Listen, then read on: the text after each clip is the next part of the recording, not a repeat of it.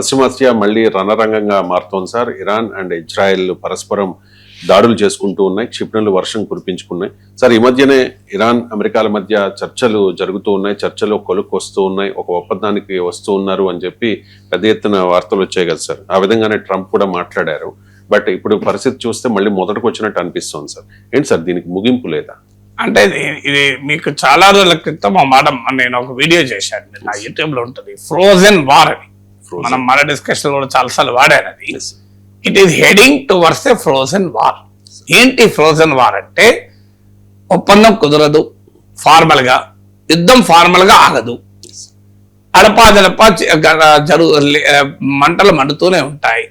కాస్త ఒక్కోసారి ఎక్కువ మండుతాయి, ఒకసారి తక్కువ మండుతాయి, ఎవరు గెలిచారో తెలియదు. దీన్ని ఫ్రోజన్ వార్ అంటారు.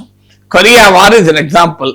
కొరియా వార్, ఫ్రోజన్ వార్, మీకు నోబడి నోస్. ఇలా చాలా యుద్ధాలు, Russia Ukraine war almost frozen war మధ్యనే వస్తుంది.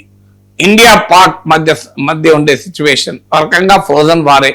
నోబడి నోస్ ఎప్పుడు మళ్ళీ ఫ్లేర్ అప్ అవుతుందో. ఇలా ప్రపంచంలో చాలా యుద్ధాలు ఫ్రోజన్ వార్స్ గా మిగిలిపోతున్నాయి. ఎందుకు మిగిలిపోతున్నాయి అంటే ఒక డిసిసివ్ విన్నర్, అంటే నిర్ణయాత్మకంగా ఎవరికి విజయం రాదు. ఇది ఫస్ట్. ఒక ఒప్పందము కుదరదు. ఈ రెండు ఉన్నప్పుడు ఫ్రోజన్ వార్ అవుతుంది.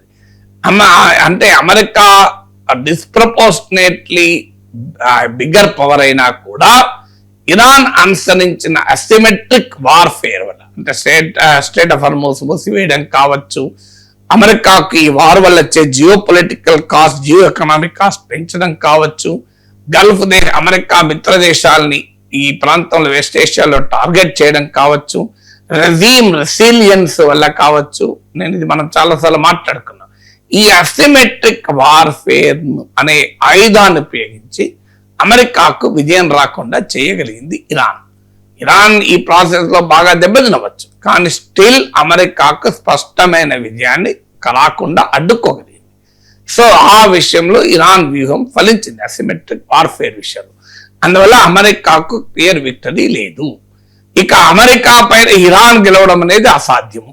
ఎందుకంటే అమెరికా ఇరాన్తో పోలిస్తే అమెరికా మిలిటరీ పవర్ అనేక రేట్లు ఎక్కువ. అందువల్ల ఈవెన్ వైల్డెస్ట్ డ్రీమ్స్ పీడకలలో కూడా ఇరాన్ అమెరికా పైన గెలుస్తుందని మనం కూడా కనకూడదు. అది ఇంపాసిబుల్. అందువల్ల ఇరాన్ అమెరికాపై గెలవడానికి యుద్ధం చేయడం లేదు, అమెరికాను ఓడించడానికి యుద్ధం చేయడం లేదు, అమెరికాకు గెలుపు రాకుండా ఉండేందుకు మాత్రమే యుద్ధం చేస్తుంది. యుద్ధం డ్రాగ్ అవుతున్న కొద్దీ ఏం జరుగుతుంది, ఇదివరకు నేను చాలాసార్లు చెప్పాను, America will lose if it can't win, Iran will win if it can't lose. America will lose if it can't win. గెలవకపోతే అమెరికా ఓడిపోతుంది, ఓడిపోకపోతే చాలు ఇరాన్ గెలుస్తుంది. ఇది అసిమెట్రిక్ వార్ఫేర్ కు ఉండేటువంటి క్యారెక్టర్ ఇది. సో అందువల్ల ఇక్కడ ముగింపు లేదు, సో క్లియర్ వినలేదు. ఇక ఒప్పందం కుదరాలంటే మౌలికమైన ఫండమెంటల్ డిఫరెన్సెస్ విషయంలో ఇర్రికన్సిలబుల్ అంటారు. అంటే ఎవరు అంగీకరించడం సిద్ధంగా లేరు. ఇరాన్ న్యూక్లియర్ ఇష్యూ కావచ్చు, ఇరాన్ మిసైల్ కెపబిలిటీ కావచ్చు, ఇరాన్ పైన శాంక్షన్స్ విషయంలో కావచ్చు, వీటిపైన రాజీకి ఇరాన్ సిద్ధంగా లేదు. వీటిని వదులుకోవడానికి అమెరికా సిద్ధంగా లేదు. స్టేట్ ఆఫ్ హార్మోజ్ అనేది ఇష్యూనే కాదు, ఒక్కసారి యుద్ధం అంటూ ఆగిపోతే state of Hormuz automatic open అవుతుంది.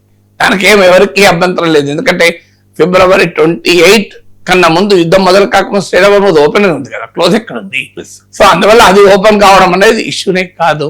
సో కానీ Iran nuclear issue, Iran missile capability, Iran పైన శాంక్షన్స్, ఈ వార్ కు కంపెన్సేషన్, నష్టపరిహారాలు, ఈ 4 అంశాల్లో ఏకాభిప్రాయం కుదిరే అవకాశాలు కనిపించలేదు. అందుకే ఇది ఫ్రోజన్ వార్ వైపుగా వెళ్తుంది.